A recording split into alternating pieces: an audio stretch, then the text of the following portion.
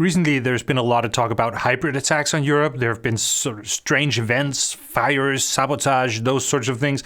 And there are several indications that Russia may be behind at least some of this.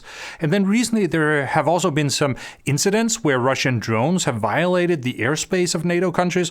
So one could perhaps have expected that the Western countries would be very agitated about this and it would be a big topic in the news. But that is not the case. And there's a good reason for that. So let's talk about it.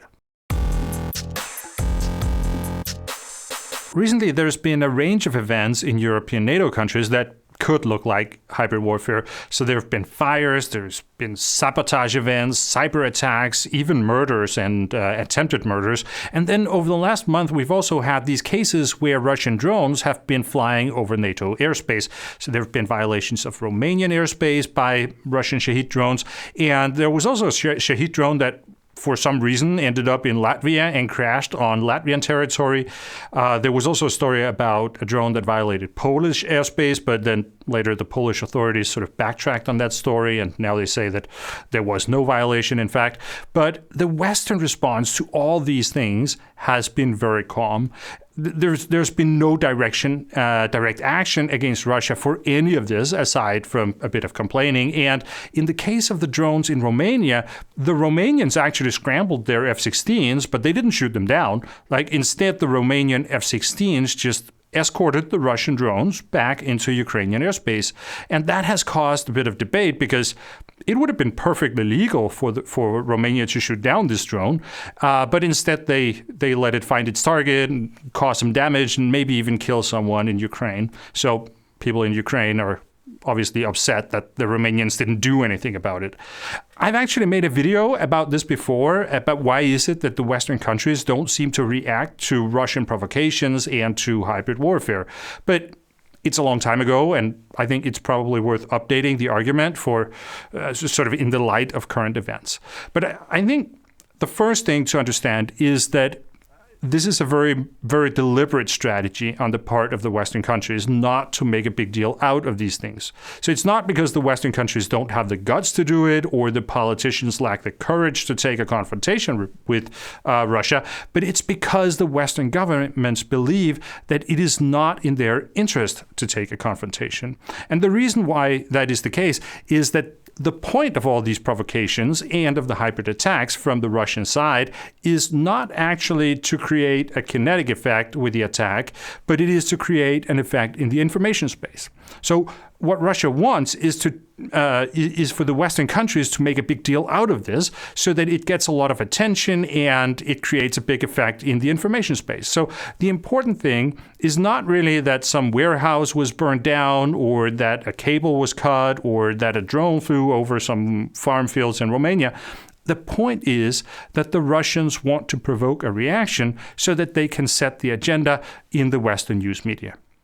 And in several videos, I've been talking about how Ukraine is trying to move the war from Ukrainian territory and into Russian territory because they believe that it will help them win the war, that it will make the Russian population feel the consequences of the war on a personal level, and that will force the Russians to use military resources on protecting their own country instead of fighting in Ukraine.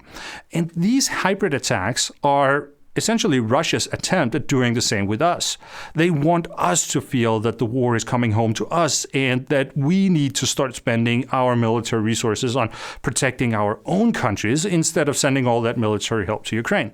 So we have to understand that all these hybrid attacks are information operations. The goal is not the hybrid attack in itself, but it is the effect that it can create in the information space where it can shape the narrative in the Western media and in the Western populations about the military help to Ukraine.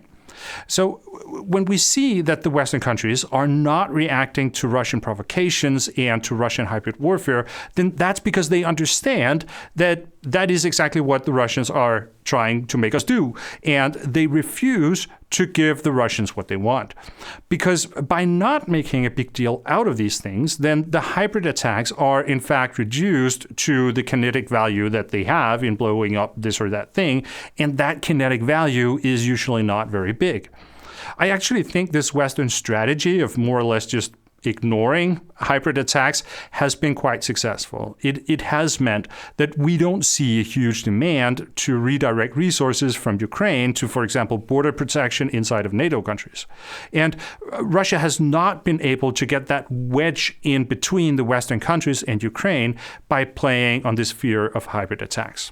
What we're seeing is actually a quite interesting approach to communication about these things in the Western countries. So on the one hand, there is a lot of talk about the need for increased resilience in our societies and that we need to be prepared for emergencies and we must improve our ability to deal with hybrid threats. So there's a lot of talk about all these things on a general level. But whenever there is a specific case where these points could be illustrated, then the Western governments are playing it down communication-wise.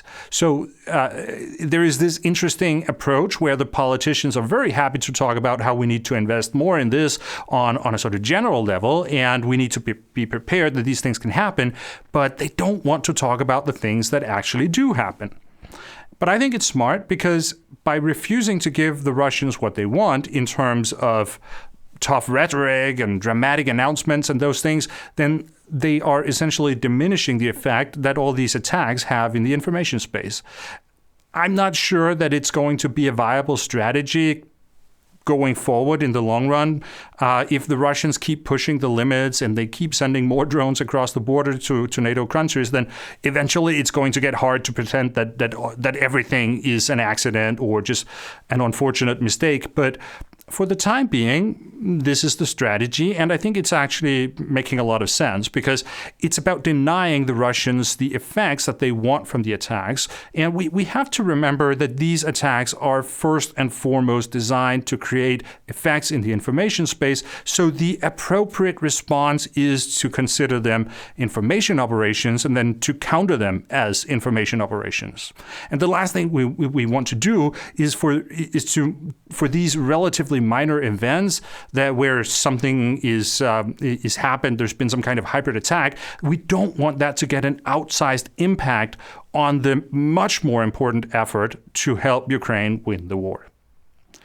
Okay, I will end it here. If you found the video helpful or informative, then please give it a like. And also remember to subscribe to the channel and click the bell icon, then you will get notifications when I upload new videos.